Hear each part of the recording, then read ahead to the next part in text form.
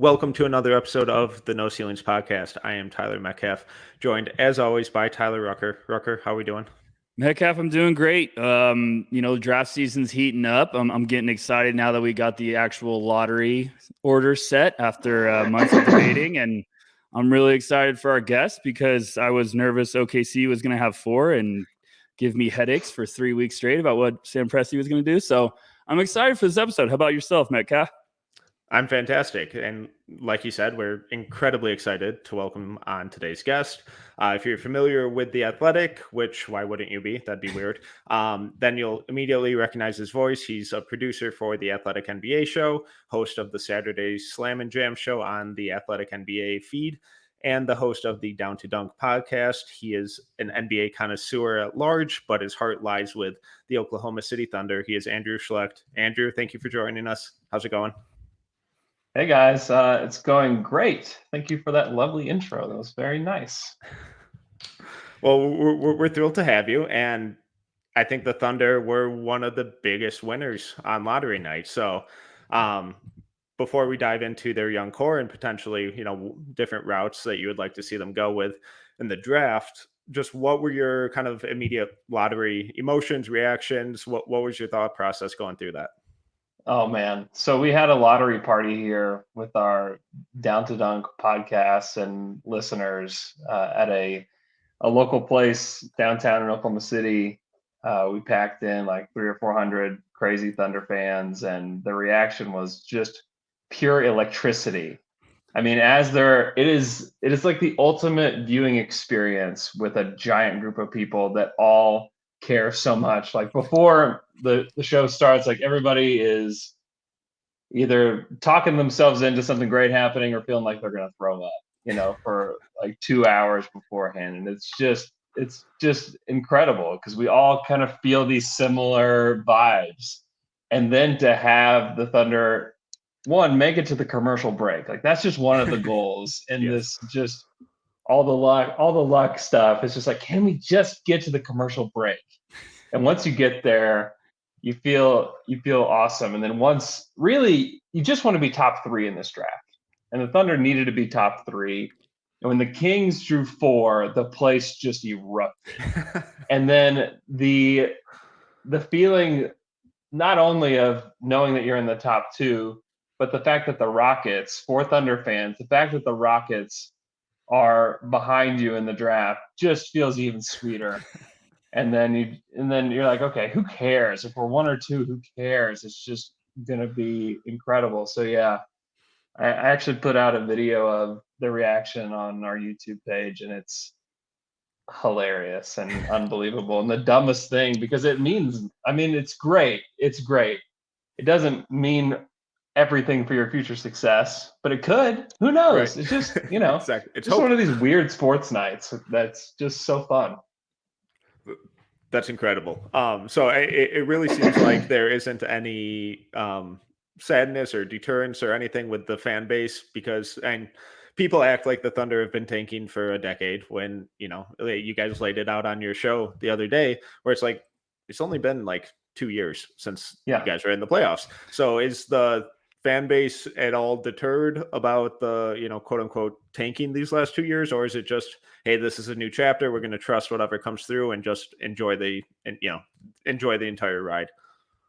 Yeah, I think with what they have in place now, you probably feel pretty good. Now, if they drew like 6 or 7 in this draft, you're like, okay, if they're eventually gonna be good, but how good can they actually be?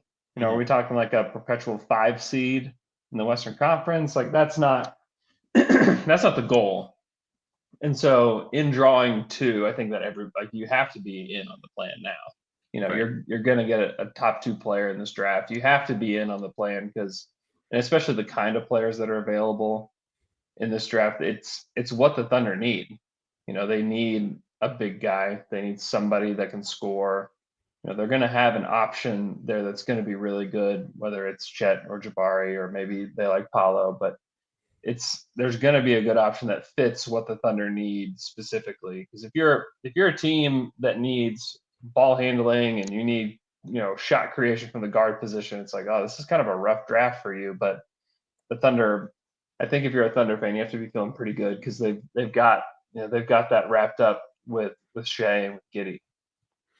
Absolutely. But before we dive into potential options for their draft picks this year, I kind of just want to touch on a couple of their draft picks from last year who had, really surprised and came out of the gate really strong. Rucker, I believe you were a little lower on Giddey going into last year's draft. So were you surprised by the kind of success or anything that he showed basically right away? No, it was, evaluating last year. I really, really liked Giddey. I just thought he sort of needed to go to the right place. And it was awesome when Presti threw that curveball at all of us. Cause I think, myself, I was expecting it maybe to be Book night. Then it was Giddey. And we were like, okay, here's a Presti special. He's really going on a limb. And, I love Giddey. I thought he was awesome last year as a rookie. I thought him and Shea together is going to be fantastic moving forward. I can't wait to see what he does with another year of, full off season, because that first off season for those draft guys when they're rookies is so crucial, because now they're like, all right, I don't have to go do 50 combine interviews and have all these, media things. So I'm really excited to see what Giddey does in year two. I think the Thunder are in a great spot. And Metcalf, me and you were pretty high on Tre Mann, and I thought he showed some signs towards the end of the season. Oh, we will certainly get to Tre in a minute here. But Andrew, I remember when the pick was made, a lot of Thunder fans on social media were hesitant, to say the least, about it. Has that feeling changed? Has he kind of quickly become one of the darlings of the team? Without a doubt. When he didn't make the all rookie first team, there was a large segment of the fan base that was really mad about that. It's like, guys, he played 54 games. Like, chill out. He still made the second team. It's okay. But yeah, I think the IQ stuff just popped immediately. You just watch him play and you're like, holy smokes. Like, he understands spacing and understands angles better than probably anybody in Thunder history has. That I don't think that that's a stretch. And the Thunder have had obviously a lot of really great players. Actually, I take that back. Chris Paul probably understands them better than Giddey, but still, it's kind of weird to remember that Chris Paul played for the Thunder. Yes. Like, he just had like this brief stop with the Thunder. He doesn't necessarily feel like a Thunder player, but he definitely was. His rebounding is elite from that position, and his ability to just push and find the right guys. And, I think that it makes you feel really good about this current draft that you got him last year, because these guys that are at the top of this draft need somebody like Josh to set them up, and need somebody that can find them in really creative ways. And that's like his specialty. And the big question with him, and it's still a huge question, is what is the scoring and the shooting going to look like in the next few years? The guy works really hard. The hope is that he can, be able to shoot from three at a decent clip, like at 33, 34%. Like, I think that that's probably like the most reasonable ask if you're wanting him to improve as a shooter, just for somebody to want to guard him. But, he shot it decently from the free throw line, and, he's going to provide a ton of stuff for you, whether or not he shoots the basketball. He's kind of there on offense. He's going to be kind of their Draymond Green plus of this team. He's going to be the glue for the offense, and, hopefully they get some good shooting, and, there's options with that at the top and at 12. So, I mean, the pick feels better. And I don't think this has been talked about enough. Like, Josh is younger than a lot of the guys that are going to be picked at the top of this draft. Yeah. And his development is going to be such an interesting thing to watch, because he really does want to be great, and he wants to get better, and he loves basketball. And I'm really excited that he is going to play. He's going to play in the Utah Summer League this year, which should be really fun to watch him there. And, who knows what it looks like for him. And he's going to fill out. I feel like he's going to get pretty big and strong. And I think a lot of people worry about his defense, but to me, I just wonder if he's going to defend fours, whenever this team gets good again, because he's huge and he's super strong already. And if you're worried about his lateral quickness, like just put him on fours and see what happens. So he's just such a weirdo player. Like there's not a good comp for him. There's not been a player like him really in the NBA. And so it's just really intriguing, really fun to watch. And then another one of their rookies who I think I had rated higher than his own family did. Rucker, I know you were really high on him as well. There's Tre Mann. What has been the reaction to Tre's first season? He had such a kind of a strange season, honestly, because it started out and we're talking to Mark Daignault during training camp, and he's like, yeah, Tre's having trouble getting shots off in practice. Like, huh, okay. This guy's supposed to be a bucket. Off to a good start. And if you've ever spoken to him, one, like, incredibly nice guy, and soft-spoken and pretty humble kid. And you just wonder, like, is there a killer inside there? Is this guy just kind of soft-spoken, just kind of nice guy? And I saw him at the mall, at the beginning of the season, and like he stopped and took a picture with my kids and talked to us. And I walked past him first to go get something for my family, and my wife was like saying that he was like, "Oh, there's the Thunder media guy," telling his family that, like he's just such a kid, like he's just a kid, and it's just like he's just. He's older than Josh, but he definitely projects as really young still. So all of that at the beginning of the year, I was like, okay, well, let's see what this guy's made of. And kind of the word on him was that the reason the Thunder took him is because they loved his step back three and the weapon that is. And if that translates, then who knows? And he started to gain confidence through the year and started to compete at a higher level as the season went on. And Mark Daignault made sure of that. I mean, he would pull Tre if he made if he made a bad mistake on defense, he'd pull him and he would sit him the rest of the game. And then he would tell us about it afterwards. It was just a really interesting approach because he was really hard on Tre, but Tre took it and got better. And as the season progressed, he got better on defense. And then that step back three, man, there's not a lot of players that can create the kind of space that he can just like that. And that's obviously like the most impressive thing about him is that he can, when he's hot, he had 2 20-point quarters this season with the Thunder. He had that one in Miami that was just crazy. He had like 7 threes in a quarter against the Celtics. I mean, he just has the ability to be this microwave scorer. And I think the Thunder kind of envision him as their sixth man type of guy off the bench. He's not a bad passer. He's not a great passer. He's not really a point guard, even though he played point guard in college and high school. And he's also got the weirdest thing about him is that he can just dunk on anybody if he wanted to, and hardly ever does it. When he did it against the Lakers, I'd never seen him dunk, and I watched a ton of like synergy stuff on him. Mm-hmm. And I was like, I don't remember. And I even asked him in the press conference, I was like, I don't remember you dunking at Florida. And he didn't. He never dunked at Florida, which is so weird. And you see him like cock the ball back and just smash on somebody. You're like, man, if I could do that, I would do that all the time. Like I would just try that like every other play if I could do that. And so it was just such an interesting season. I think there's a lot to uncover with him. Now, I don't know if you think about like on this team, you can play 30 minutes or whatever. It's fine. But when you get to the playoffs, like is Tre Mann going to be able to compete at a high enough level in the playoffs? I still have a lot of questions about that with him. Defensively, he would get roasted by any of the primary ball handlers that were in the playoffs this year. Like Jalen Brunson would have roasted him. And so I just wonder if he can, one, get bigger and stronger, And then can he be competitive enough on the defensive end for him to be somebody that plays in the playoffs? Because like these guys look good in regular season games and have some really fun moments. But I mean, it would look even like a guy like Cameron Payne, like he couldn't play on those Thunder playoff teams.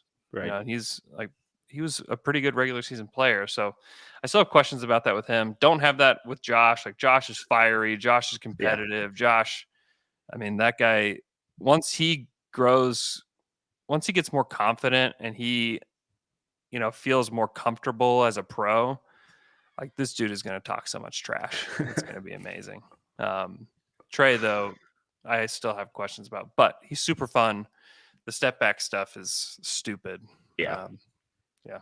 Yeah, the space creation is what just always caught my attention that last year at Florida, and he was creating like yards of space. I was like, Yeah. oh my lord, like he's doing like the splits on his snatchback dribbles, and the guys flying to the baseline.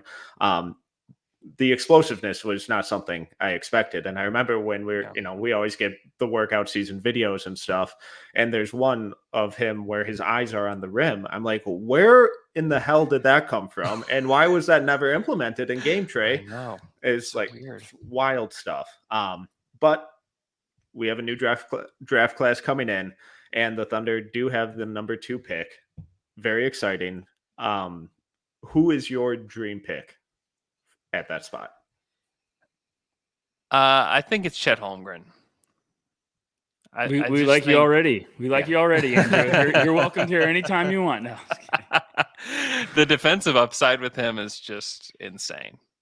And I talked about like the fiery competitiveness of Josh Giddey. Like there's Chet, fitting in alongside those guys. Like I don't have questions about whether he is going to compete at a high level. Like he's going to. I think the offensive stuff, like he's got a really high ceiling and can do a lot of stuff. And whenever you've got the guy who's led the league in drives the past 2 years on your team and one of the most, a 6'8", insanely creative passer that can make any pass with either hand. It's like, why wouldn't you want that guy? They made Derek Favors look good in spots this past year. It's like, just imagine like what Chet Holmgren would look like if he were receiving the ball, like on a pick and roll or pick and pop, or, Chet will set good screens. And I just think that, to me, if you're picking in the top 3, you have to take the biggest swing possible, because teams don't get to do this for many years.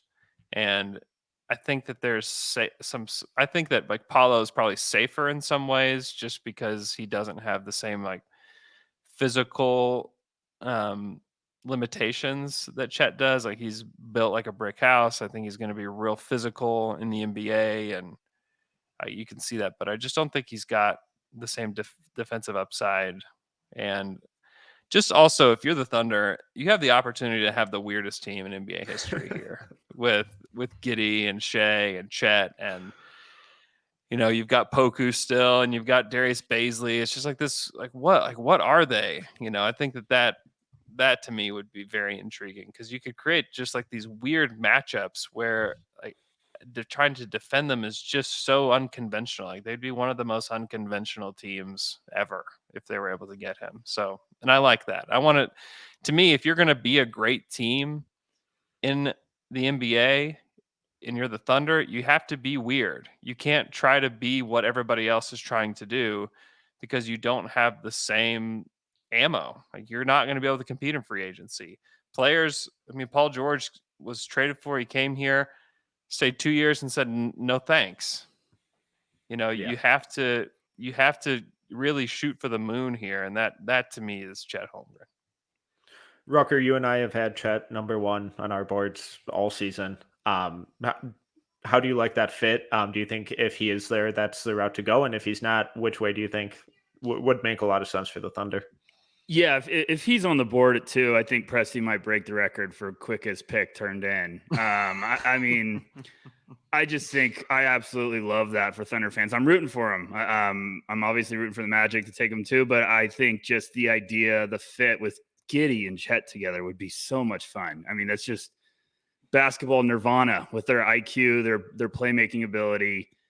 I still believe Chet has so much he's going to show on the offensive side of the ball. Like, I think he only got to kind of tease us with what he could do at Gonzaga this year. So, SGA and Chet together too and pick and rolls would be exciting. So I love that fit. I think that's an absolute dream. But Andrew, I kind of wanted to ask you as well. Like, let's say Chet does go 1. Do you?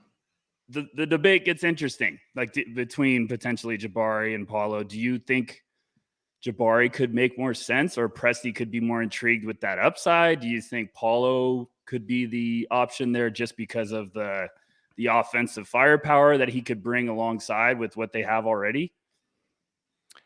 I think Jabari is like the easiest one to picture in your head of all three of them, just because the Thunder have no shooting. I think the guy that shot the best percentage that played like 1,000 minutes plus for the Thunder, I think it was like 36%.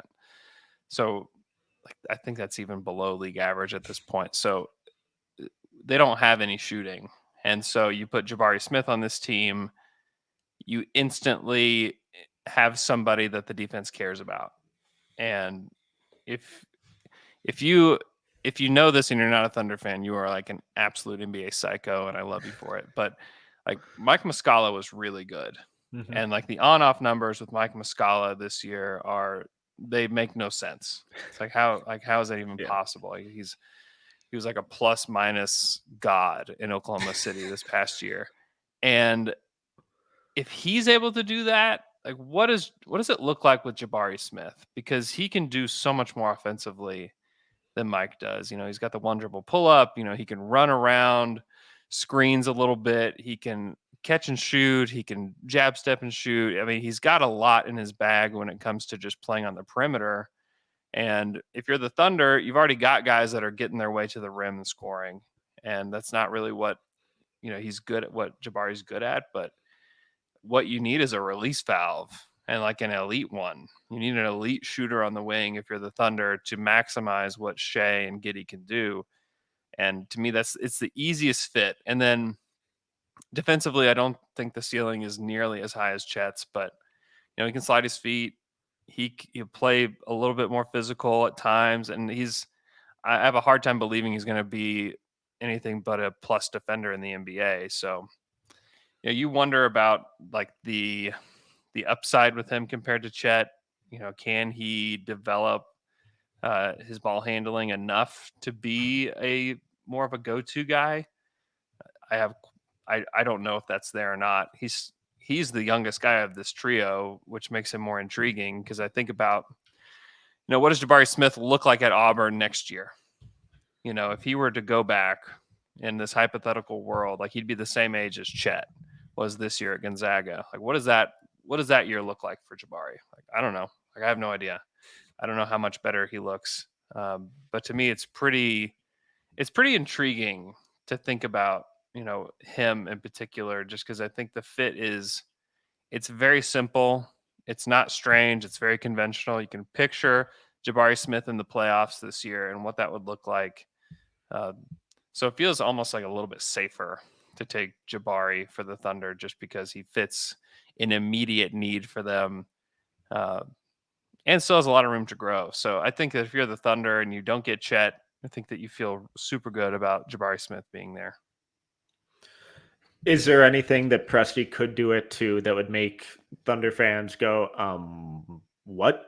Assuming outside of that top, that consensus top 3, if they did go Jaden Ivey or Shaden Sharp, or even, reached even more for like an AJ Griffin or, even a Jalen Duren, would there be anything that he could do that would really make Thunder fans question him?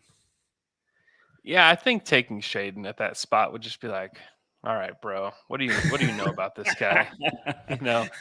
Like what's the deal here? That's a guy even at 5 that I'm like, I think you should take him. I think, yeah, that kind of player, sure. I don't know. There's tons of Shaden Sharp propaganda out there on the internet that I'm just like, get it out of my face. Like, I don't want to watch that. Like, it's not helpful to me. Like him going half speed and then doing a windmill dunk. Yeah. in an empty There's gym. guys in high school that do the didn't wow same you? stuff. Yeah. No, it's just like it bothers me so much that like people quote tweet that they're like a future NBA legend. I'm like, stop it.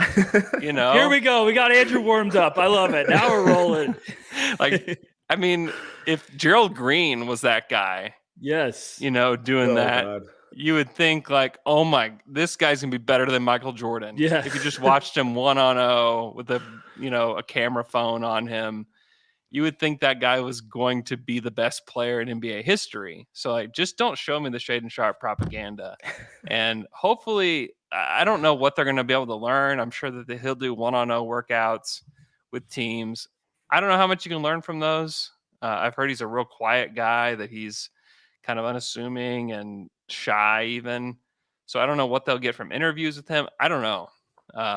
I guess you'd have to trust that Sam like thinks this guy's gonna be, I don't know, like what's the best case outcome for Shaden Sharp? Like what's the best case comp for him? Probably like maybe Zach LaVine. I keep seeing like Anthony Edwards and Jalen Green comparisons, and he doesn't Yeah. have the same first step as those guys. Like the Yeah. similar vertical explosiveness is there, but he doesn't Yeah. have that same kind of ability to improvise off the dribble, that lightning quick first step. That's not there, and his defense is a tire fire. So who knows how quickly that improves if it does. So just an uber athletic shooter. I think there's on ball stuff there that will develop, but it's all very pre-planned at this point, where it's okay, I'm going to cross over, step back, spin to my right, and then shoot. It's not reading and reacting. It's not getting downhill with craft. It's just very, very planned and robotic at this point. But I definitely buy the shooting long term. Yeah. And then Ivy, it doesn't make a lot of sense. Yeah. Like 4 was always a spot that was like, okay. Like they'll find somebody, I'm sure. Like they'll pick somebody that will help there, I'm sure. But Ivy just is not a great fit. Like the speed is insane. Like some of the explosiveness stuff is insane. It's really fun. But his like lack of a left hand and lack of shooting is just, it's like, okay, how does he fit here? Because you need somebody to space the floor. You can't just have everybody just trying to barrel to the rim the whole time. You have to have somebody to space out. And he doesn't do that.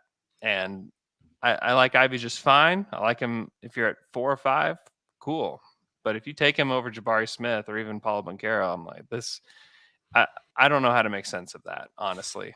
I would be, especially for this team in particular. I think that you can make the case with other teams, but when you've got a star shooting guard, point guard of the future, and this weirdo Josh Giddey on your team, like that's not what you need. You need a play finisher. You need somebody that's going to get you buckets.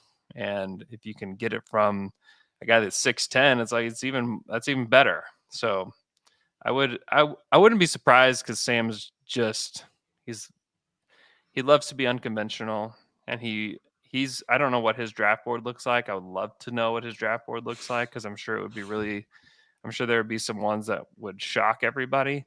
But yeah, I don't know. I would still be surprised if it's not either Chet or Jabari, honestly. Those two seem to just fit OKC so well. And Presti has had in the past with Russell Westbrook and James Harden a little bit of a history, and even Giddey, of going against consensus, at least to some extent.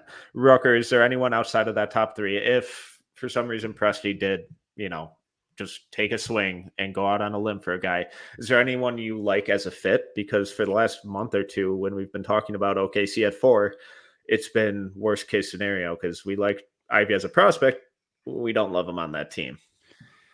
Yeah, if I was forever saying if they were at 4, I just didn't really get the Ivy fit, like Andrew was saying, because it would just be creating a headache where it was just all these guys need the ball in their hands. What are you going to do? How are you going to figure it out? Is SGA all of a sudden going to be thrown around in every trade rumor possible again? Are we going to have one of those off seasons? I just don't really know if I see anyone at 2 that's like way outside the box that we haven't discussed. I thought when they were at 4 that Keegan Murray could have been a wild card just because of the intangibles, the type of kid he is. I would have liked that fit. I could have seen Presti buying into that, of being like, we got some really good assets around us. Let's get a hard worker team guy that can do a little bit on both sides of the ball, low maintenance, just one of those grinders. So I could have seen that curveball, but I think that's too rich at 2. But like you said, Metcalf, like Presti's had a history of like, his board's going to look different than a lot of people's. Like the James Harden pick, the Russell Westbrook pick, they didn't have freakish numbers in college, especially Westbrook, but they had that upside that Presti saw. So it's going to be fascinating. I still like Jabari there. I really do think that the defensive upside, especially, is probably going to move the needle forward. Well, they also have the number 12 pick, and Andrew, we saw that in the Athletics lottery mock. You took AJ Griffin there. Would he be your ideal pick at that spot, or was that just kind of best player available? I felt like he was best player available. I still have a lot of concerns about AJ. Defensively, I'm not really sure what he looks like. Not good. He plays he just plays so heavy. Yes. You know, when you're watching him, like, he just looks so heavy, and I worry about that to a degree. But with what was left, it's like, I really like Dyson Daniels. I think if he was available, like, he makes a lot of sense for the Thunder and feels kind of thundery to me. I don't think Johnny Davis is the best fit, but I really like his talent and what he could bring. Mathurin won't. I would be shocked if Mathurin was there, but like, that dude's freaking awesome. Like, I love Ben Mathurin. I think he'd be so fun on this team just because of his ability to cut, and you know, he's a pretty decent passer, and then just the shooting he brings from the wing, I really like that. But I do like AJ Griffin. I do think that the shooting that he could provide on the perimeter for the Thunder would be great. You worry about the injury history, you worry about the athleticism, but you know, the Thunder just need shooting. And you know, I haven't watched enough like Ousmane Dieng yet. I'm kind of like souring a little bit on Tari Eason a little bit. A lot of Thunder fans really like him, but I'm like, I don't know. I don't know if I see it with him. And then like, you could go the way of a big man, like you could go Jalen Duren or Mark Williams there too. But to me, like, I don't know how good those guys are going to be at the NBA level. Maybe they are starting caliber bigs, and maybe you think that's worth it there. But to me, the Thunder are never going to get like a good wing in free agency. They just won't. It'll never happen. They may be able to trade for one, but if you can get a wing that can develop and be a good player for you at 12, that to me is like the positional value that's there, or that could be there, is just way more than a big. You know, the Thunder got Nerlens Noel in free agency, and like, that's a decent enough center for you. And if you know, Jalen Duren or Mark Williams they'll probably project to be better than what Nerlens Noel was, but still, to me, that those guys are easy to get. You know, Clint Capella, they traded for Clint Capella. The Hawks didn't have to give up a whole heck of a lot to make that happen. And so to me, it's more like the value proposition of taking a big at that spot. I just don't love it, especially with the amount of like somebody out of like the AJ Griffin, Dyson Daniels, Mathurin, Sohan, Johnny Davis group will probably be there. And I would rather have one of those guys. So historically, there always seems to be some late bloomer that pops out of that late lottery group who turns into a real legit longtime starter. So at that spot, do you think Presti's strategy would lean more towards best player available or fit, or what do you think, kind of given their history, how do you think he would approach that? I think he's going best player available. I think he's probably swinging for the fences on this pick. And if you connect on pick 12 and it's, I don't know, if it is Dyson Daniels or somebody like that, and you're going to give them the time and space to develop. There's no pressure on them to become a great player in year one. And they just want them, like Dyson Daniels would just need to like be in the weight room like every single day, basically, for year one to try to get bigger. Yeah, I would be surprised if they went for fit. The thing is, like, the Thunder stink, and like there's no fit. happening right now with the Thunder. It's really who they pick it to. It's Shea and it's Giddey. Like, that's your team. And whoever else pops, awesome. Whoever else is able to stay, if they're able to extend Lou Dort, great. But is Lou Dort going to change the potential of your franchise? No. There's really nobody else on the roster that you're really trying to, that you are banking on. And so at this point, if you can get a guy that even has like a 10% chance of becoming that guy, like, you do it. Outside of Mark Williams, I feel like would be a really simple pick where it's just like, okay, like, he's going to be a starting level center. He's really athletic. He's a giant. I mean, he's absolutely massive and has some scoring upside. And, like, he could be a good player at the NBA level. Like, I could definitely see that. But to me, I have higher aspirations for the Thunder at 12 than that. What do you guys think? Like, who do you think is like the highest? Like, who's got the highest potential around that area? Well, I personally think they're in an awesome spot. I think 12 now that you have 2 is a really, really good pick. Because me and Metcalf have had some Thunder fans ask us, like, what can they do to trade up from 12? And I'm like, I don't know if it's worth going unless someone really eye-opening for Presti is falling down the board.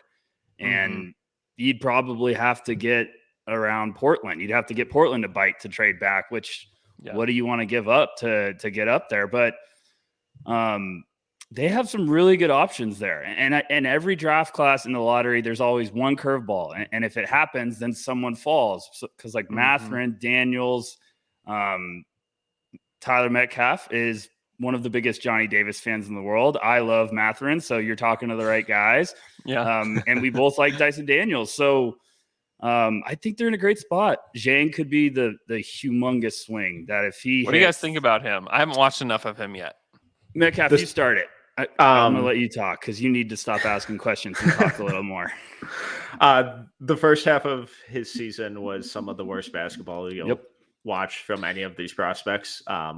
The second half was absolutely incredible. The shot started falling. He has really good touch and mechanics, and I really definitely buy the jumper long term. He showed a little bit of on-ball creation that was interesting. I'm not sure I buy it short term, but long term, there's something there. And then he could be one of the best passers from this class too.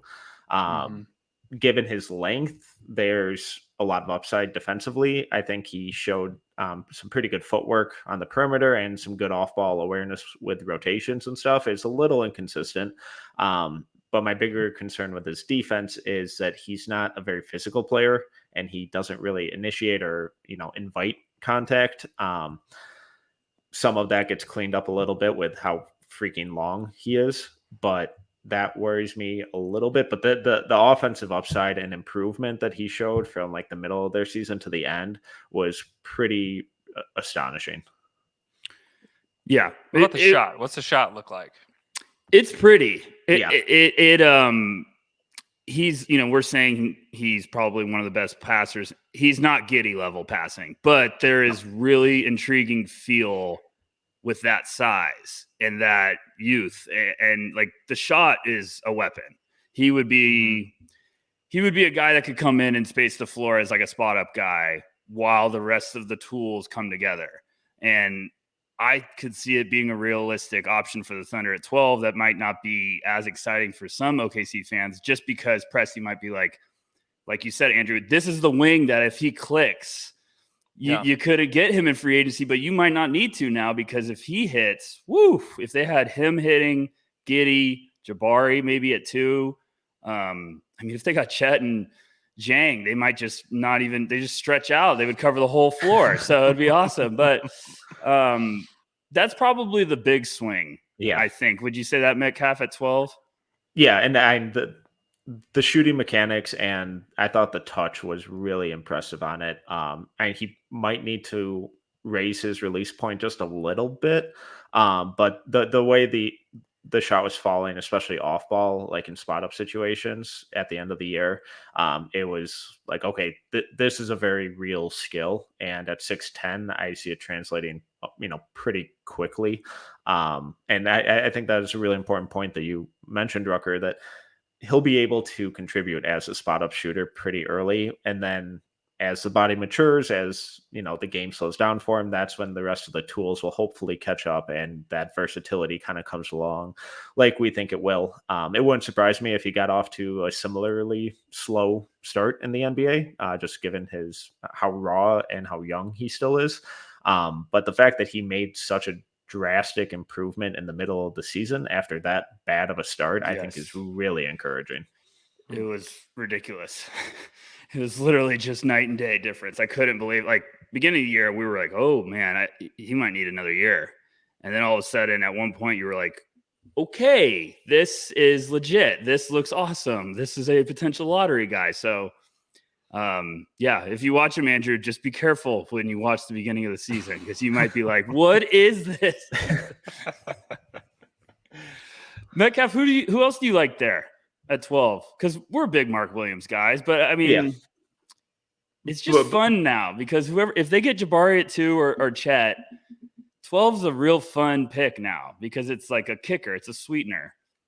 Yeah, now that they've moved up to 2, I feel like that big man position is handled in some form or fashion. So I love Mark Williams, but what you were saying about him, Andrew, makes perfect sense about what this team needs, how he would fit, and what he would be. And, it's not exactly what they would be looking for. I think AJ Griffin, if he falls there, makes a lot of sense. Like you, I have a ton of concerns, but his entire career, he's been a plus 40% 3-point shooter. And I buy the shot at minimum. And then I think he has a little bit more on ball juice and creation that he just wasn't allowed to show because Coach K just plopped him in the corner and told him to sit there the entire season. And Johnny Davis, I absolutely adore. Then I think Malachi Branham could be a sneaky one too. Yeah. He was another one of these guys whose development and improvement came way ahead of schedule. Just really, really composed and patient on ball, really good passer, runs an awesome pick and roll game, lethal off ball shooter, and then good length that I think the defense is better than some others do. I don't think it's necessarily good, but he has the tools and there are flashes there for it to improve. But the offensive upside and versatility to play on or off ball, I think is really fascinating. And the fact that he kind of turned a corner this quickly and way quicker than a lot of people thought, I think there's, another couple leaps there for him to take. Yeah, he's pretty interesting for the Thunder too. And to me, I wouldn't worry about Tre or any of those guys being on the roster already. Like if you think Malachi Branham's going to be better, you just take him. Mm-hmm. Or if you think he's even comparable, just take him. If that's the kind of player that you want, let those guys compete. Let them prove it. Let them prove who's better. And Presti talked about that at the end of the season, his end of season presser. Where he's like, hey, we might just draft 4 guys and we don't have spots for everybody. And they're just going to have to compete. And we'll have to see who's best. And, I think that would be a pretty interesting pick for them too. He's crazy young. And the Thunder, they want to have a really long runway before they get good again. And, he's, Branham's one that I think makes sense for that. There's a lot of guys, honestly, in this range that would make sense for that. But yeah, he's definitely one of them. Andrew, one of the names I wanted to ask you about specifically was Patrick Baldwin Jr. and kind of how you felt about him. I think he's quickly becoming one of the more polarizing prospects in this draft, and for good reason. So if at 12, the Thunder did take a huge swing on Baldwin, how would you feel about that? I think that, Sam would have to be real sold on his competitiveness to take him, because the shooting stuff will likely be there. Mm-hmm. And if you're the Thunder, you need shooting badly. And if you can get shooting from a 6'10" guy, and if you get Jabari and him, and you have these 2 6'10" lights out shooters, I mean, there's a lot of worse ways to go, I think, than doing that. Having those 2 out on the wing, I think would make sense. If they feel good enough about, his competitiveness and that he just had a bad year at Milwaukee, and it was just a weird year for him, and he jumps back in where he was the year prior. It's like, okay, I could see that. That's happened with guys before.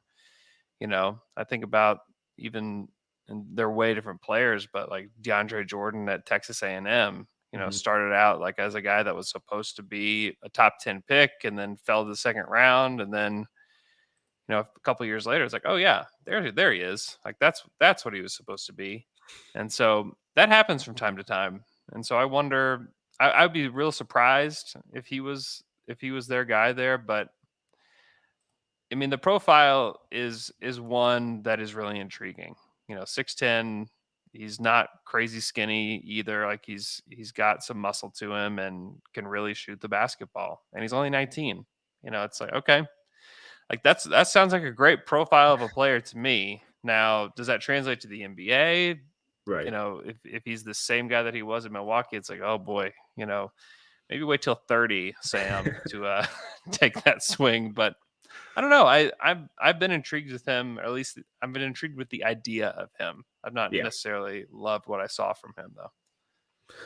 Rucker, where are you at with Baldwin right now? Because the combine testing numbers have been underwhelming, let's say. But I know that earlier you were holding some of your stock, or at least not completely selling off of all of it. So where would you be with him at 12? Yeah, 12, I probably wouldn't sleep well. Might be putting it lightly. Yeah, he's becoming the most polarizing prospect in this class. He was a potential top 5 pick in the beginning of the year. It's been a nightmare season. He just seems like he's slowly trending the wrong direction, but it's all going to come down to teams getting in front of him, interviewing him, seeing him in workouts. I don't know. I think if he was there at 30, like let's say he's fallen and he's there at 30, I think that's a swing Presti should take, because absolutely if that's one, if you have multiple, darts to throw at the board and you throw that one and it doesn't connect, like, okay, fine. I still had some other choices, but the upside, the swing would be so worth it. So I like his game. I still believe if he's around other talent, that he was just going to blossom. Like if he's playing with Giddey, if he's playing with Shea, if he's playing with all those guys, his life's going to be a lot easier compared to the situation he had at Milwaukee. So I'm still believing, but my stock is getting a little scary right now. So Metcalf, are you still believing? He's making it hard to. I want to. And the Milwaukee tape is awful. And his point guards are actively looking at him wide open in the corner and then turning to the opposite side of the court. Yeah. So that's not ideal. The explosiveness numbers at the combine weren't great. I think the shot will come along eventually. I like the passing. I think he has a really good basketball IQ. I thought his team defense with rotations and hedging and just kind of that subtle off ball stuff was encouraging. But my biggest takeaway from this Milwaukee season is that he's not a number one guy.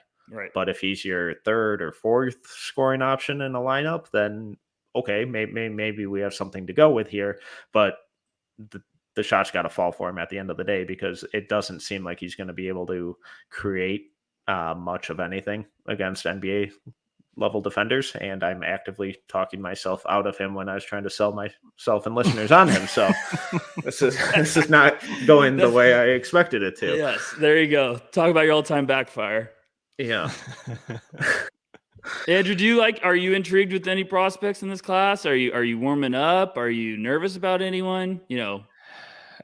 I try to do deep dives on as many of these guys as I can, and I haven't gotten that far yet. I think we've done like 10 guys so far and know about the other players, but I haven't done a deep enough dive on the guys that are closer to like the 30 and 34 pick. That's the interesting thing about this Thunder team, is that they've got 2, 12, 30, 34, which is just like, wow, like you get to choose all over the draft board. And I think this draft is probably more confusing than any others that we've covered in the past, just because, after those first 3 or 4 guys, it's like, who knows what's going to happen.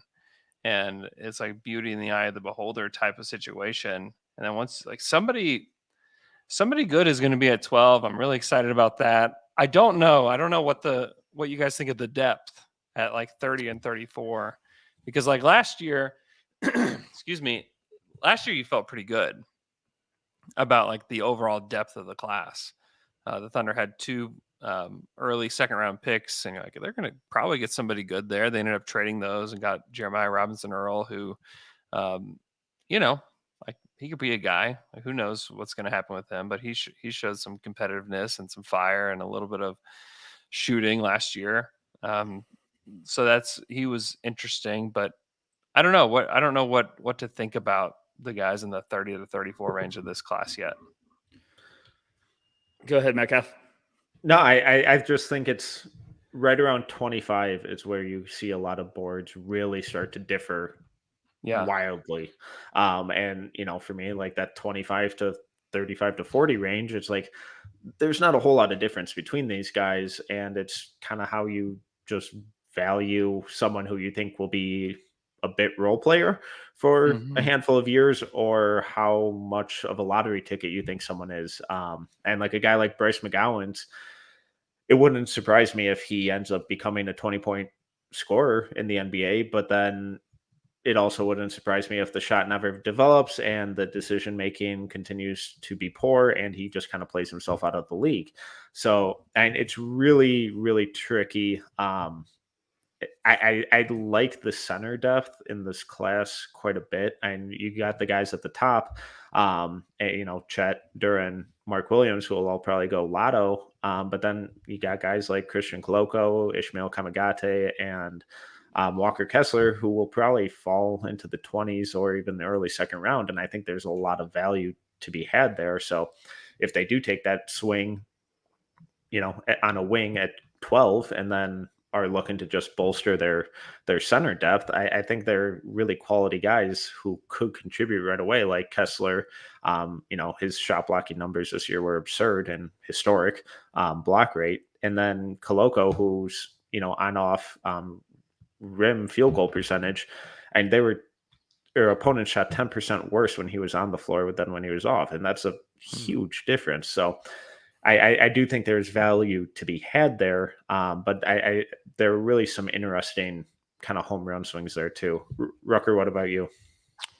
I like the depth. I think 25, like Metcalf's hinting at, when you get to 20 to 25 and then you go to 40-ish, it could be in any order. Like there's you want guards, you want home run swings, you want bigs. Like there's everything. There's guys that could go to the one place and all of a sudden just be a swing and they really connect. Like Max Christie could be in that conversation.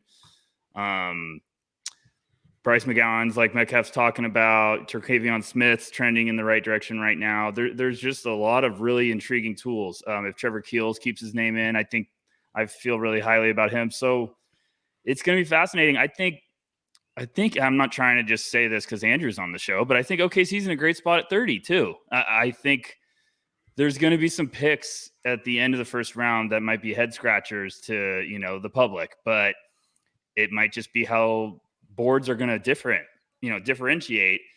And Pressey might be in a great spot to just pick up someone who might be falling a little bit, pick up a guy that, maybe a Christian Brown or someone like that might not have the upside, but he might be a really good rotation asset. So I think there's real good depth. I hate when every year someone's like, this draft class isn't as good as the other ones. And it's like, well, no one's going to be as good as the last 2 drafts because they look freakish.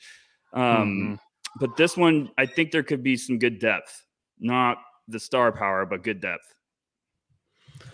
So, Rucker, if OKC is still taking that kind of home run swing mentality that they will likely have at 12, just who are like your 3 favorite names for them at 30? Oh, thanks, Metcalf. Appreciate you putting me on the spot. Just home run swings, you're saying? Yeah, let's assume that the dream scenario plays out. They get Chet at 2, and then let's say they take a big swing on Ousmane Dieng or AJ Griffin or Mathurin at 12. So a wing at 12, if you're going best case scenario lottery ticket at 30, who are your kind of top 3 names there? If I'm still swinging, if Presti's just saying I'm swinging for the fences all night, Peyton Watson would be a very big swing at 30. I still think heck of a swing. Yeah, despite a down year, I still think that he has some really crazy upside when it comes to his length, his playmaking, and defensive potential. But that would be a very big swing. I'd love Max Christie to somehow end up on the Thunder roster just with that developmental program, and they could install some confidence in them. I think they do a great job with that. Our boy Gabriel Procida, Metcalf, we got to just speak it into existence. I love his game. I think him going to OKC and maybe get some G League reps with the Blue, and they just bring him along slowly. He has the tools. If the Thunder needs shooting, Procida could be that. Like that is a great weapon for him. And I know if they took Jang at 12, but still, just keep adding wings, keep adding shooting. So he's a fun one, Andrew. If you haven't watched him, he could go much later in the second round, but his highlights are awesome. Just nasty Italian kid that has good size. He can dunk. He's got a beautiful shot, but we're a little biased. We love him. So he might go way later and you're like, what are these no ceilings guys talking about? He went 48th. No. What about Leonard Miller? What do you guys think of him? Oh boy. You just struck you hit a soft subject. I would probably have him much lower. I still think he's kind of like a mid second round guy, but there's some people that are drooling. And I understand if you see it, you see it, but I'm trying to be polite. I don't see it.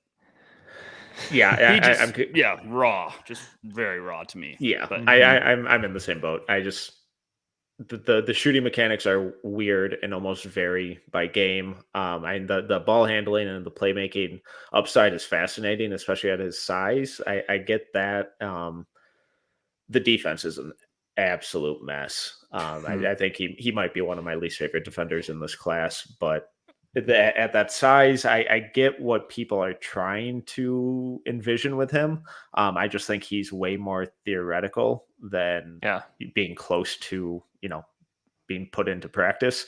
So it's really tough for me to spend a first round pick on a guy like that feels that far away, because it feels, when you watch his high school tape, it feels like he was never held accountable, or he was just completely let off the leash and allowed to do whatever he wanted whenever he wanted, and that produced some incredible highlights. And if you go on YouTube and just look up his highlights, it's a lot of really fun stuff, but it's the stuff that happens in between all of those that really makes me worry. Yeah. Rucker, anything else Thunder related questions? Well, we kind of talked about it earlier. Andrew, do you think they'll take 4 picks? Because I've seen Presti has a history with like that end of the first round. He always loves to move it, but I do think he's in a good spot to, like, he could have some real good pieces if he adds 4 guys. And I do believe a lot of GMs with having multiple first round picks, they might just be like, hey, we're drafting 4 guys, and whoever's the best players are going to make this roster regardless. But I think a lot of OKC fans have been asking us, and I've been like, depends on how the board plays out. Mm-hmm. Yeah, it depends too on if there's any offers for the picks. You're right, because there's like a threshold for every draft selection, for the team, and they traded 16 for 2 future firsts last year, and I wouldn't count that out as early as 12. I'd be shocked if they traded out of 2, but if they traded out of 12 because somebody said we'll give you 2 very lightly protected future firsts from these 2 teams, I think they would go, yep. I think that they would do that instantly. So I'd be a little surprised if they walked away with 4 guys, just because there is already a roster crunch and they want to give some room for development for some of these guys. But heck, if they like 4 guys, they'll do it. They'll take them, and they will say goodbye to Isaiah Roby or whoever else they have to make the roster work. But I would probably say they'll come away with 3 players that's my prediction. But man, I don't know. Like, trying to predict Sam Presti is is a puzzle every single year, which is pretty fun. Because like some GMs will just come out and just tell people like, yeah, we like this guy. This is what we want to do. And then like your content is just you saying the same name for 5 weeks after the lottery. Sam is different. Sam doesn't want anybody to know anything. And there's some fun intrigue about that because you get to be, you really have to do your homework, honestly, and think about like what have the last 2 drafts told us about how Sam is thinking about this next iteration of the Thunder, and how can we use that information to predict who like checks the Thunder boxes. And it's a fun process. It's a ton of work, and I think that but it keeps people engaged. Like it definitely keeps me engaged. So I'm looking forward to it. I cannot wait for this draft. Well, Andrew, thank you so much for your time. This was a lot of fun. Congratulations again. Big move up for the Thunder. Please plug away. Tell the people where they can find you, where they can support you. Yeah, if you want to listen to more Thunder content, you can check out Down to Dunk. It's on all the podcast platforms. We've got a YouTube page as well, so you can check that out. The Athletic NBA show, I am the producer for the Tuesday show, and then I'm the host and producer for the Saturday show, and then we do a game recap of all the NBA games every night called the Daily Ding. I'm a producer and a host for that show as well, so you can check that out. And then if you are a super duper Thunder psycho, you can go to patreon.com/OKC Dream Team and subscribe to our Patreon show there, where we're going to do a show about, we're hoping to get like 35 prospects, where we do a podcast about 35 different prospects. We do 2 weekly shows. We've got tons of content there as well. So lots of places if you just have the need to hear my voice again. If you have that unfortunate need, it's available. Rucker, plug away. I'm at noceilingsnba.com, and on Twitter you can find me at Tyler_Rucker or backcourtv. Just want to say thank you again, Andrew, for coming on. I'm very excited for draft season to be really going crazy right now, and congratulations again on the OKC train going up to 2. Yes. Well, once again, I'm Tyler Metcalf. You can follow me on Twitter at TeamMetcalf11. You can find all of our written work for free at NoCeilingsNBA.com. You can follow us on Twitter at NoCeilingsNBA and on YouTube at NoCeilingsTV. If you enjoyed this episode, please make sure to subscribe, leave a review, and a 5-star rating. Until next time, see ya.